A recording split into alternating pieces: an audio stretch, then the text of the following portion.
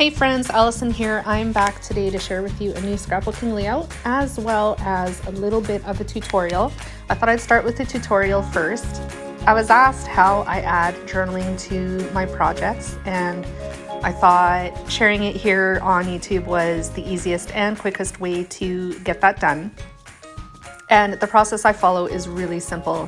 I print out or type out my journaling first and then print it out just on regular printer paper. Then I bring it over to the piece of paper that I want to add it to that is going to go in my project. And I use a pencil to mark out the lines of the paper that it's going to be printed on. I'm doing that right now.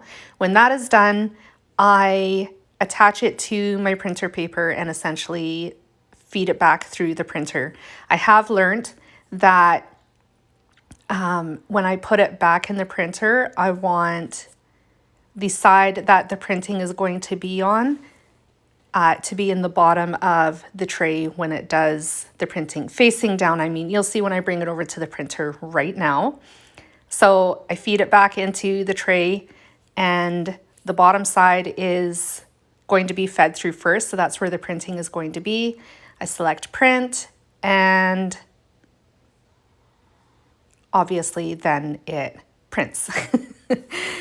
There it is coming out of the printer. I pull it off of my piece of printer paper. I just used my ATG to attach it to the printer paper. I haven't had really any significant issues with it gumming up my printer or even sticking really badly to the printer paper. I use just a tiny little bit, and it works sufficiently enough as like a temporary adhesive to keep it attached to the paper until the printing is done.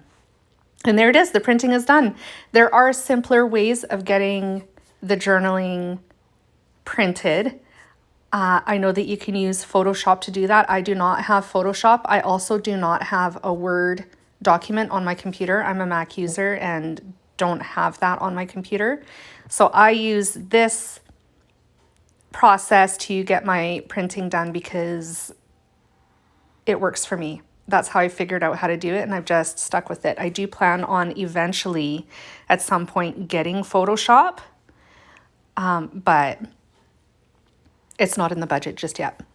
So now that the printing is done, I can move on with the rest of my layout. I am playing with the June story kit again. It's the Unexpected story kit, and the story that I'm sharing this time is a little more whimsical and fun in nature. I snapped a picture this past winter of a deer that was wandering by and just stopped to look in the window to say hello. I happened to be in the living room when it happened and got a picture of it, and it was too cute to not scrapbook. So it is a pocket page layout that I'm working on today. It'll be a 4x6 pocket on the bottom and then two 3x4 inch pockets on the top. Right now I'm working on the 4x6 inch pocket. I took some of the pattern paper that was in the kit and trimmed it down and adhered it to the top of the journal card.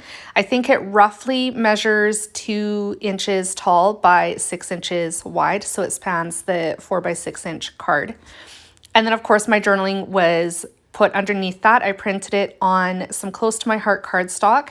It is toffee, I do believe. It might be almond, but I think almond is quite a bit lighter. So I think I used toffee, which is a departure from what I normally do. I love my white and literal like white space. But this time I thought I would use a more neutral tone to kind of coordinate better with the color of the deer, and there were some creams in the kit anyways, so I thought the toffee would work. I used the lighter side of the toffee cardstock.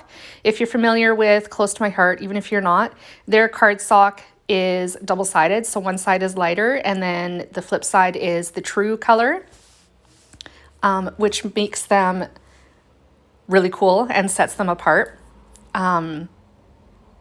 And then on top of that pattern paper, I added just one of the heart fabric hearts from the kit. It has adhesive on it, and then also one of the fabric word phrases as well. I trimmed it down a little bit because I thought it was a little too wide. I should have just left it as it was. It's not straight or even, But it is what it is. It's fine. It still looks good. It says a sweet surprise on it. The two 3x4 portions of this layout, one is a journal card from the kit as well, and I put one of the chipboard shapes on top of it. It says the story, and then the next pocket is my photo of the deer. I'm just adding the date right now, and that brings me to the end of today's process. I hope you enjoyed my process video. If you did, please give me a thumbs up and a like. If you'd like to see more tutorials, let me know down in the comments. And as always, I will link all the products that I used in the description box down below as well. I hope you are having a fantastic week, and I will be back again soon with more inspiration. Bye, friends.